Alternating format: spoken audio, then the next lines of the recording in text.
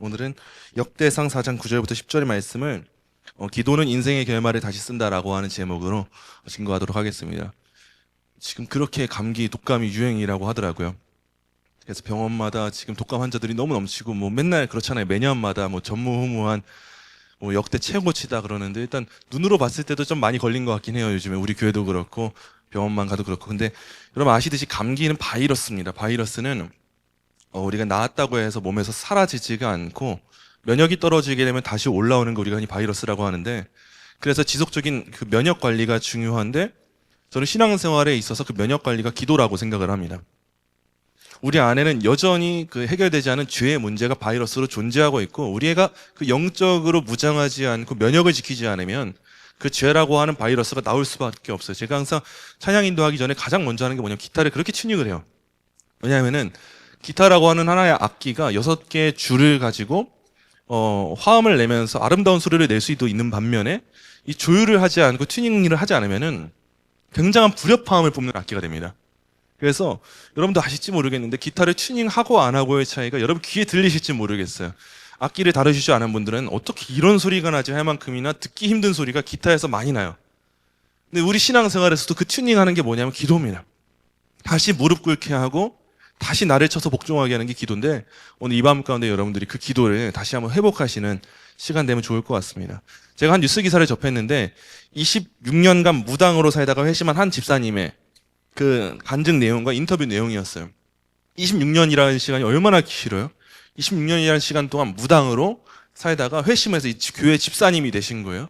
근데 이분이 하시는 말씀이 뭐냐면 과거에 자기를 찾아오는 손님의 40%가 기독교인이었대요. 교회 권사님, 심지어 사모님, 장로님, 집사님들이 와가지고 자기 인생을 물었다고 과거에 후대 회심하고 나서 어떤 한 기독 신문 인터뷰에서 밝힌 거예요. 그냥 자기 인생의 불안감이 당장 찾아오니까, 재정이나 인생이나 취업이나 결혼이나 이 문제가 찾아오니까 말로는 성도인데 당장 우상 숭배를 사람들이 많이 택해버리더래요. 40%, 손님 40%가 그 길을 택했다는 건 여러분 굉장한 수치입니다. 기독교인도 무당을 찾아가서 답을 구하는 시대인데 하물며 불신자들은 오죽할까요? 지금 시대가 정말 재밌는 게 이성적으로 대단히 뛰어난 시대가 됐다, 진보한 시대가 됐다, 과학 아니면 안 믿는 시대가 됐다 이렇게 말로는 하는데, 지금 오히려 역설적으로 이 시대가 굉장한 영성주의에 사로잡혀가지고 그 믿지 않는 한참 뇌가 파릇파릇하고 이성주의 중심인 청년들이 그렇게 점을 보러 간대요. 과거보다 점 보는 비율이 훨씬 더 높아졌고, 점, 사주, 운세, 타로, 가장 쉽게 접하는 건 타로 아니겠어요? 타로부터 운세, 사주팔자 보는 것까지 그 청년들이 그렇게 많이 간대요. 근데 이런 점집에서 하는 무당들이 하는 일의 특징이 뭔가 보니까 인생을 내다보고 싶은 마음이지 않겠어요? 세상이 너무 불안한데 내 연애운도 모르겠고 결혼할지도 모르겠고 취업할지도 모르겠고 하나 선명하게 보이지 않으니까 교회에서는 기도는 죽어라 하는데 하나님은 응답을 안 해주신단 말이에요. 음성을 안 들려주세요. 너 어떻게 해라, 이렇게 해라, 저렇게 해라 안 알려주시니까 너무 답답한 마음에 무당한테 찾아가서, 그게 우상숭배여도 듣고 싶은 거예요, 답을. 과거뿐만 아니라 요즘 시대에도 여전히 사람들이 많이 집착하는 게 하나 있습니다. 그게 뭐냐면 이름입니다. 그 이름 짓는 것 때문에 많은 지금 젊은 그 임산부들과 젊은 신혼부부들이 장명소를 그렇게 찾아간대요. 수백만 원을 들여서라도 우리 아이한테 좋은 사주를 줄 수 있는 이름이 있고 좋은 인생을 줄 수 있는 이름이 있다면 그 이름을 찾기 위해서 그렇게 많은 돈을 쏟아붓는데요. 취업이 안 되는 청년들이 자기 이름을 바꾼대요.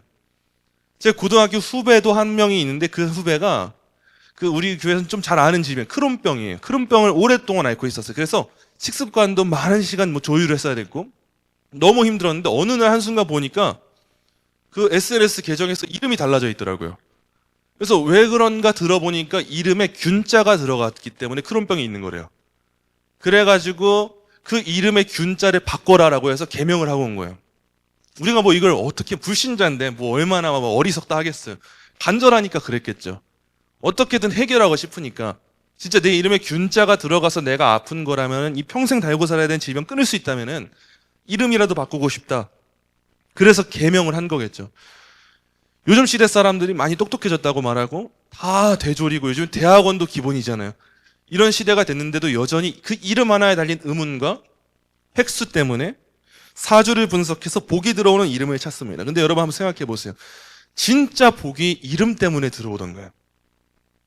상식적으로 생각해 본다 할지라도 복이 이름 때문에 들어오고 안 들어오고 하는 건가?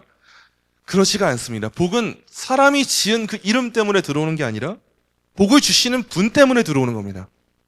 사람이 설계한 이름이 너무 뛰어난 이름이고 흠잡을 데 없는 이름이어서 복이 들어오는 게 아니라 복을 주시는 분은 명확한 한 분이 계시는 건데 사람들은 여전히 어떻게 하면 좋은 이름 찾을까? 어떻게 하면 좋은 인생 살 수 있을까? 어떻게 하면 내 팔자 고칠 수 있을까? 내 인생은 글러먹은 것 같다라고 하면서 그런 많은 돈을 들여가지고 시간을 써요. 오늘날 문화는 좋은 이름이 인생을 바꾼다고 말하는데 성경은 그렇게 말하지 않습니다. 오히려 성경은 하나님의 이름 바꾸실 때 잘 된다고 말해주는 편이에요. 예를 들면 이런 거죠. 아브람이라고 하는 이름이 아브라함이 됐어요. 하나님이 손대시니까 그 사람의 인생이 달라졌어요. 야곱이라고 하는 이름이 이스라엘이 됐어요.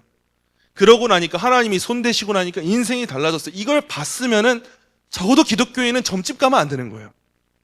적어도 기독교인은 무당 찾아가서 내 인생이 어떻게 될까? 사주가 어떻게 될까? 이거를 알면서는 하면 안 됩니다.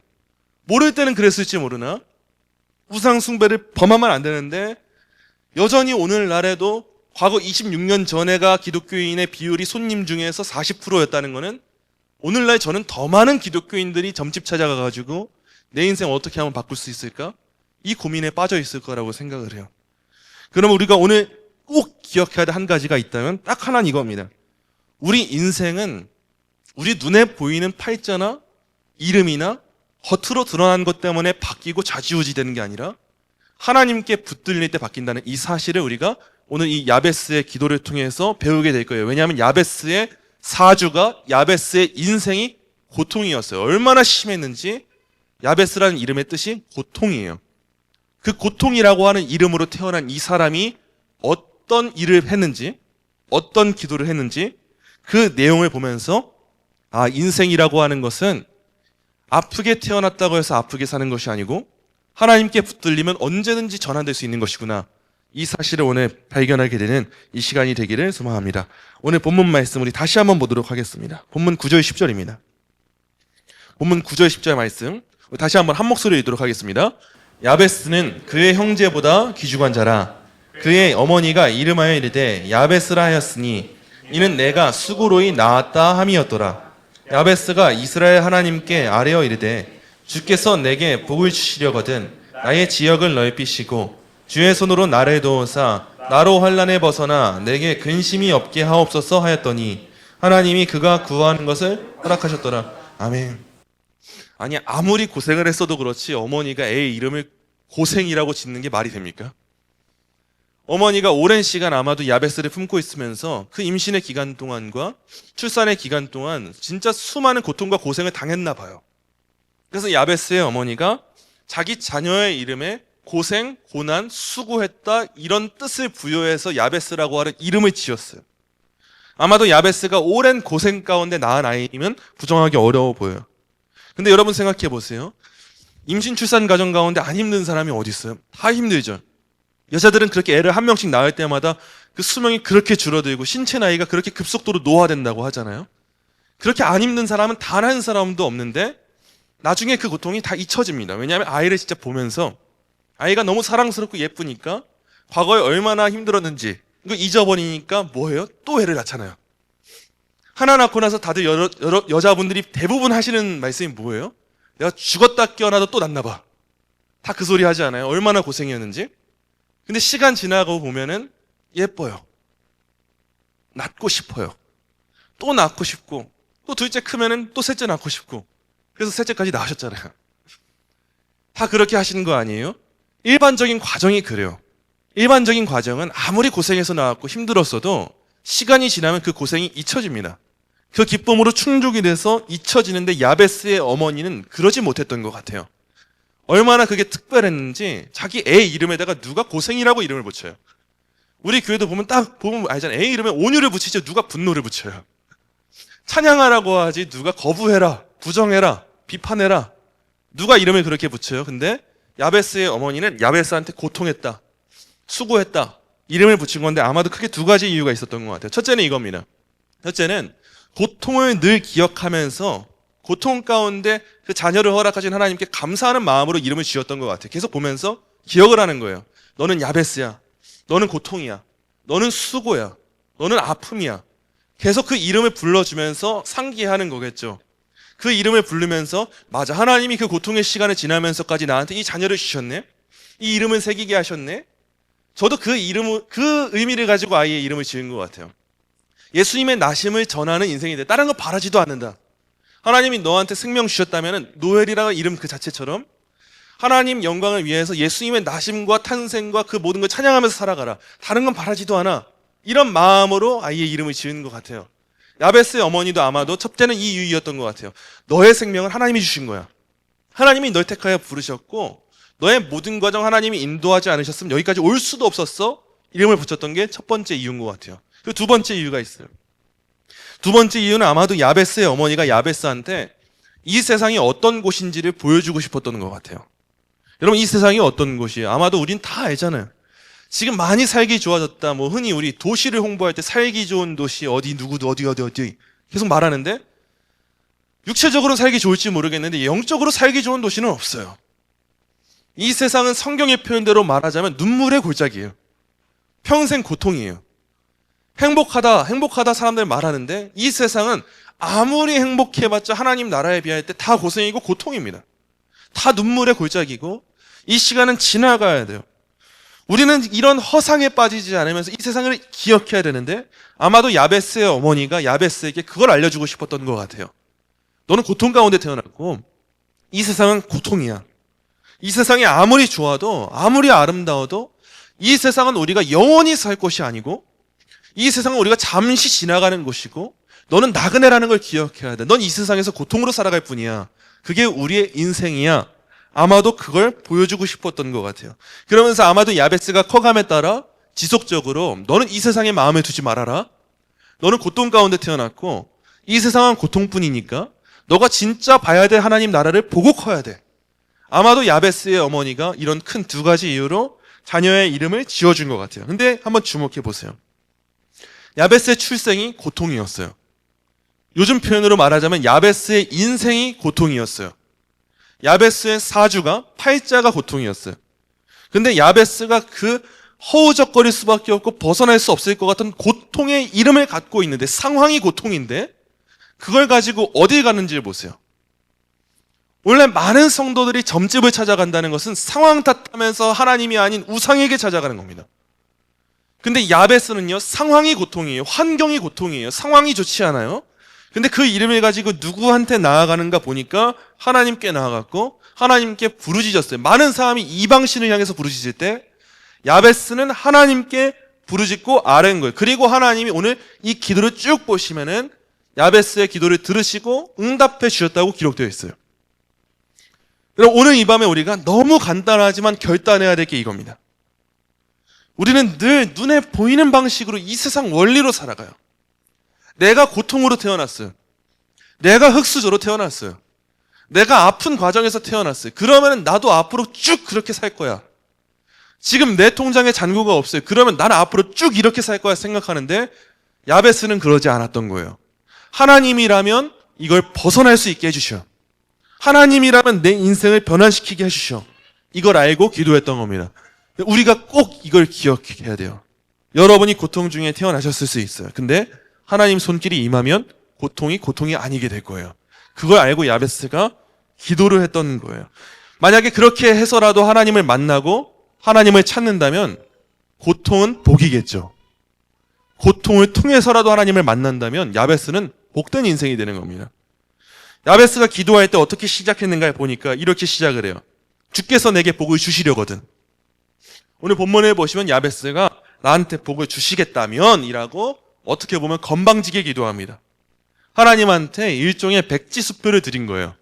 하나님 복 주실 거면 여기 한번 제가 쓴 대로 한번 여기대로 복 주신다면 이라고 기도한 거예요. 저는 오늘 이 본문을 보면서 무슨 생각이 들었냐면 오늘날 어쩌면 이런 기도가 너무도 많이 사라졌다라고 하는 생각이 들었어요. 신학교에 입학해 보면 특징이 하나가 있는데 신학과 학생 중에서 죽상을 하고 자리에 앉아있는 학생들이 있습니다. 특징이 뭔지 아세요? 아버지가 목사님인데 서원 기도를 하신 거예요. 어머니 아버지가 태어날 때부터 이미 오래전에 이런 다면인데 그 다면에 보통 뭐가 드러나냐면 저한테 아들을 주신다면 목사로 키우겠습니다. 서원 기도해가지고 어릴 때부터 뭐 요즘 말로는 가스라이팅을 시킨 거예요. 너는 신학교를 가야 돼. 사역자가 돼야 돼. 그런 사람들이 보통 죽상을 하고 들어와요. 그래서 오래 못 버티는 분도 있고 희한하게 도망칠 대로 도망치는데 끝까지 가는 분도 있어요. 근데 야베스가 그런 서원의 기도를 하는 건데 저는 오늘날 이런 서원의 기도가 너무 많이 살았는 게 한편으로는 아쉬워요. 과거에는 하나님이 이렇게 복 주시면 제 평생 내어드릴게요. 저 선교사 될게요. 제 자녀 드릴게요 하는 기도가 생각보다 많았어요. 물론 그 기도를 다 잘한 거라고 말하지는 못하겠죠. 너무 과한 기도도 있었을 것이고 너무 극단적인 것도 있었겠죠. 근데 과거의 신앙의 선배들을 볼 때 대부분 신앙의 선배들이 좀 이걸 실제로 지키면서 살아왔던 것 같아요. 한국 교회를 볼 때. 하나님 저한테 이렇게 해주시면 제가 이렇게 하겠습니다. 교회 섬기겠습니다. 뭐 하겠습니다. 실제로 그렇게 해서 교회 섬긴 분들도 많이 있고요. 실제로 자녀들을 선교사로, 신학자로, 사역자로 그렇게 보내신 분들도 많고요. 근데 오늘날 보니까 이런 결단이 많이 사라졌는데 여러 원인이 있겠죠.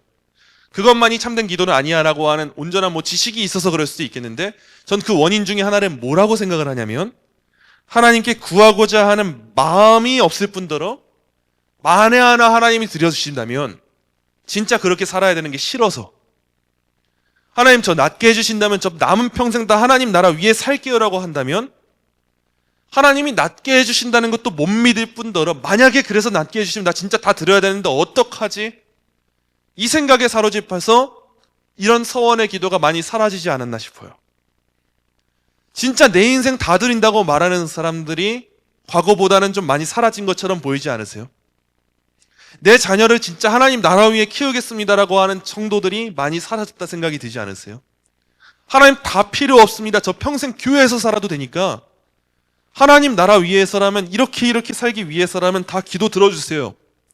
그런 배짱 있는 기도가 많이 사라진 것 같아요. 근데 야베스는 정말 배짱 있게 기도했어요. 하나님 저한테 이 기도 들어주신다면 이라면서 기도했던 거예요. 야베스가 이 기도 가운데 무엇을 구했는가? 저는 개역 개정판보다 개역 한글판이 더 익숙한 것 같아요.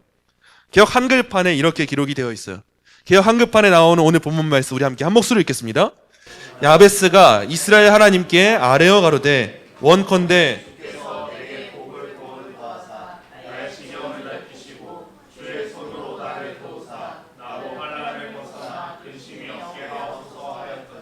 하나님이 그 구하는 것을 허락하셨더라. 아멘.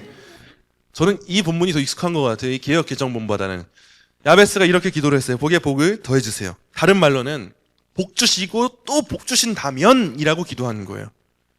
야베스는 하나님께 복을 구하기를 주저하지 않았어요.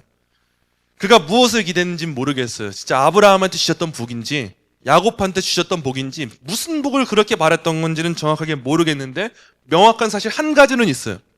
야베스가 뭘 복이라고 생각할지 우리는 알지 못하지만 명확한 거 하나는 뭐냐면 야베스의 인생 가운데 가장 중요했던 건 뭐냐면 하나님이 나한테 영적인 축복을 주시는 거. 적어도 야베스가 아브라함에게 주신 복인지 누구한테 복을 주신 복인지 이거는 몰라도 적어도 한 가지는 알겠어요. 야베스가 자기 인생을 걸 만큼이나 하나님 저 진짜 복 받아야 돼요 라고 하는 자세를 가졌다는 사실은 알겠어요. 저한테 복 주신다면 저한테 그렇게 하신다면 제 인생 다 드리겠습니다라고 하는 그런 기도를 했던 거예요. 하나님께 축복을 받을 수만 있다면 내 인생에 다른 게 있든 없든 중요하지 않아요. 그런 결핍은 중요하지 않아요. 복 주세요 기도했던 건데 오늘날 우리 성도들 보면은 이상하게 머리 커져서 복 달라는 기도를 잘 안 해요. 한국 교회를 볼 때 복 달라고 하면 문제가 있는 줄 알아요. 기복주의고. 근데 기복주의가 문제지 여러분 기복의 문제는 아니에요. 복 달라고 기도해야 되는 거예요. 야베스가 그러했던 것처럼 하나님이 주시는 영적인 복을 갈망하면서 하나님 복 주시옵소서 제게 복 주신다면 이라는 기도가 우리한테 회복이 돼야 돼요. 성경에는 이렇게 기록이 되어 있습니다. 시편 29편 11절이에요. 여호와께서 자기 백성에게 힘을 주심이요 여호와께서 자기 백성에게 평강의 복을 주시리로다. 하나님이 자기 백성한테 복을 주신대요. 평강의 복을 주신대. 이 말이 무슨 뜻이냐면 이 복을 구하라는 거예요. 하나님 저에게 평강의 복을 주세요 구해야 되는데 그냥 복 달라고도 하지 않을 뿐더러 달라고 하는 게 잘못된 줄 아는 이상한 신학이 있어요. 데살로니가전서 5장 17절에 보니까 쉬지 말고 기도하라 라고 기록이 되어 있어요.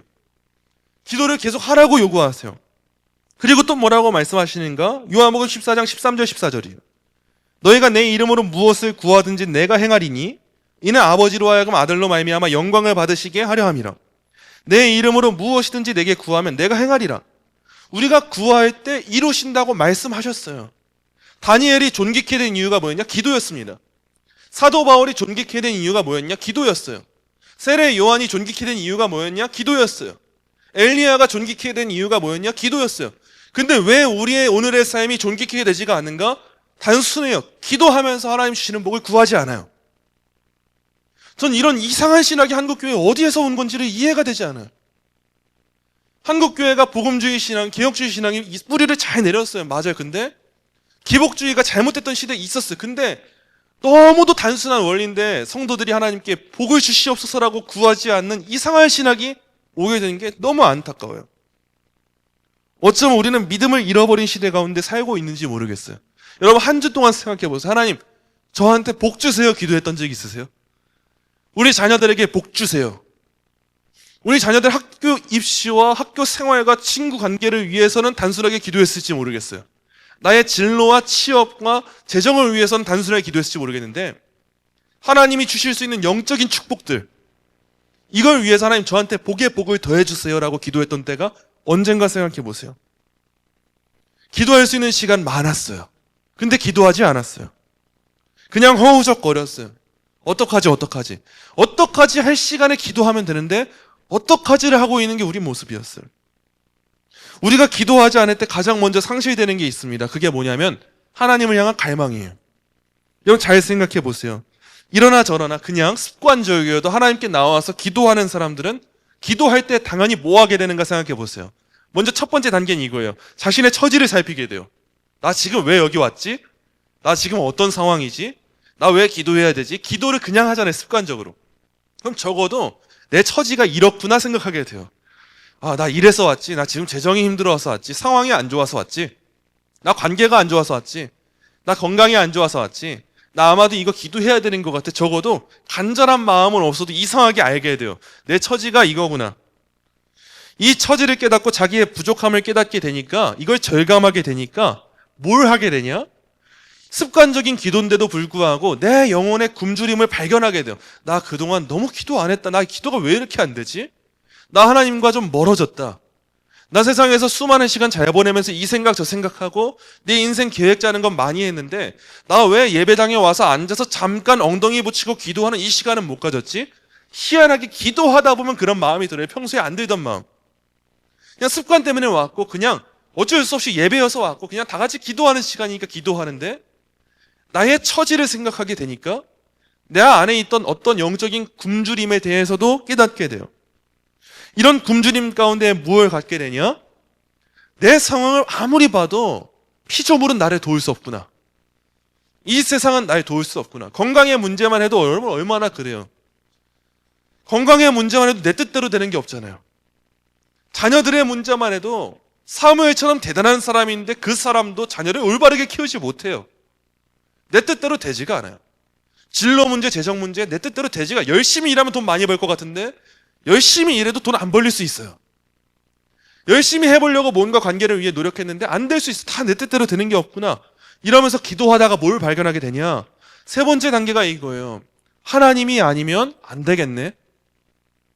이 사실은 누가 발견하냐면 기도하는 사람이 발견합니다. 아무리 설명해주고 백날 첫날 기도해야 발견해요 라고 해도 기도 안 한 사람들은 죽었다 깨어나도 발견하지 못해요. 내가 얼마나 영적으로 굶주린 상태인지, 내가 얼마나 궁핍한 상태인지 기도 안 하는 사람들은 몰라요. 근데 강제로라도 기도하다 보면 발견하게 돼요.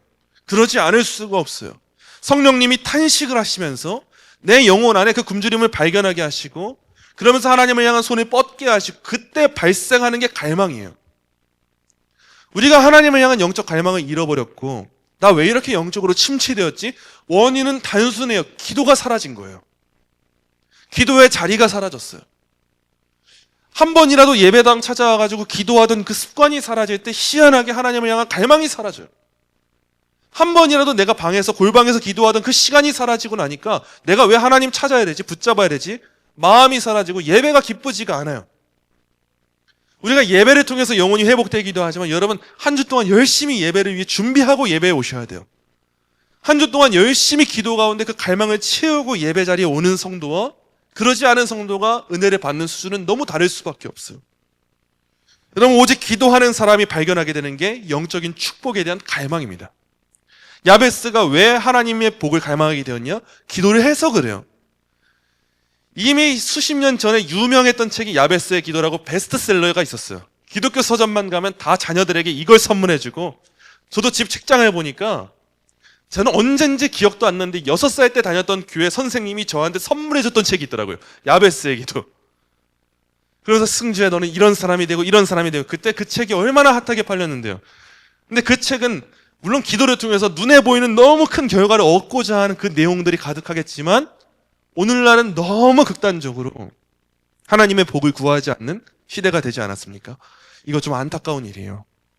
여러분 만약에 여러분의 입술이 오늘도 하나님의 복을 구하지 않고 여러분 잘 살고 있다 생각하시고 나 괜찮아, 나 지금 그렇게 힘들지 않아 생각하신다면 우선 이 자리를 지키시는 데부터 열심을 다하시길 소망합니다. 오늘 저녁 이 시간 가운데 시간을 그냥 때우는 게 좋은 건 아니어도 여러분 입술을 움직여서 기도하길 시작해 보세요. 하나님의 앞에서 나의 처지를 고백하고 하나님 아니면 안 됩니다라고 하는 그 고백을 하셔야 돼요. 그때 하나님이 우리를 향해서 이 갈망을 다시 깨우시는 거예요. 이게 바로 야베스의 기도의 특징이에요. 야베스가 이렇게 기도를 하면서 구하는 두 번째 내용이 있어요. 그게 뭐냐면 하나님께 자신의 지역, 지경을 넓혀주시기를 간구했어요. 야베스는 자신이 기업이 된 지역이 계속해서 넓어지기를 간구했어요. 그냥 단순히 세상적으로 잘 살고 싶어요 이게 아니라 하나님이 자기한테 맡기신 일이 뭔가를 보니까 나한테 주신 그 땅을 더 확장시키는 게 나한테 주신 일이구나 생각하면서 안주하고 머물지 않고 하나님 저에게 사명 감당할 지경을 넓혀주세요라고 야베스가 기도를 합니다. 야베스가 어떤 사람인가 생각해 보세요. 야베스는요 환경에 갇혀야 되는 사람이에요. 인생이 고통이에요. 인생이 아픔이에요. 인생이 고생이에요. 그렇게 생각할 때 야베스는 사명을 감당할 만한 그릇이 되는 사람이 아니었어요. 나는 환경이 이러니까 큰 하나님 나라에 일을 못해. 이렇게 생각해야 되는 사람이 야베스였어요. 내가 지금 상황이 이런데 어떻게 교회를 세워? 내가 상황이 이런데 어떻게 교회를 섬겨? 내가 상황이 이런데 어떻게 하나님 나라의 큰 인재가 돼? 이래야 되는 사람이 야베스였는데 야베스의 기도를 보니까 야베스는 상황과 환경에 갇히지 않았던 걸 발견하게 돼요. 하나님 나라 확장을 위해서 자기 한계를 넘어서 믿음으로 간구했던 거예요. 나의 지경을, 나의 지역을 하나님 넓혀주세요. 우리가 그래야 돼요. 좀 꿈을 크게 가져야 돼요. 크게. 아니 우리 의정부 땅에서 어떤 기독교 인재가 우리 교회에서 나와야 돼요. 그냥 눈앞에 보여주는 세상에서 높은 자리 가는 사람뿐만 아니라 세상에서 비천해 보이는 자리여도 그 자리 가운데 하나님 나라 위에 쓰임받는 대단한 인재가 나와야 돼요. 이걸 꿈꾸고 기도하는 사람이 기도 응답을 누리는 것이지 내가 뭘 해, 우리 가족이 뭘 해 하는 사람은 기도 응답의 이 역사를 맛보지 못합니다. 야베스는 그 한계를 넘어서서 하나님이 복 주시면 내가 못할 게 뭐가 있어, 하나님 저한테 지역을 넓혀주세요 기도했던 거예요. 여러분 오늘 철저하게 여러분 자신에게 한번 물어보세요. 나의 지경은 어디까지인가? 가정인가? 교회인가? 아니면 이 나라와 이 민족인가? 저는 늘 기도하는 게 딱 한 가지가 있다면 적어도 제가 아는 사람들 사이에서 아니 우리나라에서 하나님을 가장 사랑하는 사람이 있다면 하나님 제가 되게 해주세요. 턱없이 부족해도 늘 고백을 해요. 아무리 봐도 제가 될 수 없어요. 근데 그럼에도 꿈을 갖고 기도해야죠. 이 나라와 이 민족을 위해서 우리 교회가 쓰임 받게 해주세요. 기도해야죠. 오후에 전하는 비판 이론 강의 사실 말도 안 됩니다. 이 철학 전공을 한 성도님도 없고, 그리고 우리가 솔직히 삶에서 비판 이론을 누가 생각을 해보고, 차별금지법도 사실 우리에게 뭐 와닿는 게 뭐가 있어요. 그리고 의정부라고 하는 지역도 그렇고요. 우리의 삶에서 일단 당장 우리가 살고 먹고 살기가 바쁜 와중에 무슨 차별금지법이 중요하고 그러겠어요. 우리 교회가 당장 어떻게 하면 더 확장되고 부흥할 수 있을까, 이것만 생각해도 부족하겠는데, 우리 교회 성도들이 어떻게 하면 더 영적으로 갈망 가질 수 있을까 해도 부족하겠는데 왜 이런 시간을 주실까? 저는 꿈을 꾸고 있어요. 우리 교회가 세상에 보기엔 작아도, 세상에 보기엔 몇 안 되는 그냥 몇 성도들밖에 없는 공동체여도 우리 교회 안에 적어도 우리 다음 세대가 이 나라 살리는 역할을 감당했으면 좋겠어요. 우리 성도님들 각각 자리 가시는 곳마다 정말 빛과 소금이 되셨으면 좋겠어요. 직장 동료들과 대화할 때도 세상이 그렇게 예수님을 비난할 때 그냥 꿀먹은 벙어리처럼 있을 것이 아니라 나를 부인하지 않은 그 예수님은 내가 어떻게 부인하겠는가 믿음 가지고 담대하게 변증하고 증인의 삶을 살아가는 그 사명을 감당하시길 꿈꾸고 있어요. 여러분들에게도 바로 이 마음이 있으셔야 됩니다. 내 가족부터 우리 교회와 이 지역사회와 이 나라와 민족까지 우리가 할 수 있는 게 뭐가 있겠는가? 아니요, 있어요. 하나님이 힘주시면 되는 거예요. 야베스가 이 기도를 했던 거예요. 나한테 지경을 넓히신다면 내가 그 사명 감당하겠습니다. 단순히 내 인생 잘 되게 해주세요가 아니라 하나님 나라 위에서 하나님이 복 주신다면 저는 할 수 있기 때문에 그 복을 주시옵소서. 야베스가 바로 그걸 붙잡고 하나님의 손을 붙잡았던 거예요. 여러분, 하나님의 손을 붙들면 실패도 축복이 되고 눈물도 간증이 됩니다. 그리고 야베스가 이렇게 기도를 해요. 나로 환난을 벗어나 내게 근심이 없게 하옵소서. 여러분, 여기에서 근심이라고 하는 이 히브리어가 사실상 무슨 뜻이냐면 나의 고통이라고 하는 뜻입니다. 여기서 우리가 굉장히 흥미로운 걸 발견해야 돼요. 야베스는 이제 처음 태어났을 때 고통이라는 뜻의 이름을 가졌던 사람이에요. 근데 그 야베스가 지금 기도할 때 하나님 나에게 고통이 없게 하여 주시옵소서, 근심 없게 하여 주시옵소서 기도했어요. 여러분, 하나님께 간구하고 하나님께 복을 구하고 믿음으로 나아갈 때 야베스는 고통으로 태어났는데 고통이 없는 사람이 될 수 있었던 거예요. 하나님이 그에게 근심이 없게 하시면서 그 인생의 결말이 다시 쓰여지게 하신 거예요. 나의 때는 고통이었는데 하나님 나에게 고통 없게 해주세요. 이러고 나니까 마지막에 하나님이 어떻게 하셨는가? 오늘 본문에 이렇게 기록이 되어 있어요. 하나님이 그가 구하는 것을 허락하셨더라. 시작이 고통이었어요. 근데 고통이 아니게 된 거예요. 이거보다 더 큰 역전이 어디 있겠어요? 말씀 맺도록 하겠습니다. 사랑하는 성도 여러분, 하나님은 오늘도 우리의 무릎을 기다리세요. 정말 간절히 기다리실 거예요. 야베스의 오늘 기도는 너무 많은 의미를 담고 있어요. 이스라엘과 하나님의 관계를 보여주기도 하고요, 예수님의 구속사역을 모형적으로 보여주기도 해요. 근데 이 기도를 직관적으로 단면적으로 이해할 때 우린 이렇게 이해할 수 있는 것 같아요. 고통의 이름을 바꾸시는 하나님을 만나는 이야기, 고통으로 태어난 그 사람이 고통이 사라지게 되는 이야기, 하나님을 만났더니 이전에 있었던 아픔이 사라지게 하는 이야기. 우리의 이름도 이전엔 고통이었을지 몰라요. 심지어 지금도 고통인데 우리는 그 고통을 알고 있지 못할지도 몰라요. 근데 예수님이 십자가에서 우리의 고통의 이름을 대신 지셨습니다. 예수님이 우리의 고통의 이름을 대신 지어주셨고 우리를 하나님의 자녀라고 하는 새 이름으로 불러주세요. 우리의 첫 출생의 이름은 야베스였어요. 고통이었어요. 근데 예수님의 십자가 사역으로 인해 우리의 이름은 하나님의 자녀란 이름으로 바뀌게 된 거예요. 시험을 당할 때 악마의 계교를 즉시 물리치고 나를 도우시리라 찬송 가운데 고백해요. 여러분 꼭 기억하셔야 돼요. 우리한테 말씀하시는 하나님은 또한 우리의 기도를 들으시는 하나님이세요. 말씀하신 분이 들으세요. 그리고 풍성한 선물을 예비하세요. 너무 유명한 목사님이신 존 파이퍼 목사님이 이런 말씀하셨어요. 하나님의 선물을 원하고 구하는 것은 잘못이 아니다. 성경에 나오는 기도는 대부분 하나님의 선물을 구하는 기도다. 그러나 선물을 구하는 이유는 궁극적으로 하나님을 더 많이 기뻐하기 위해서다. 온 세상이 사라진다고 해도 우리에게는 여전히 기뻐해야 할 이유가 남는다.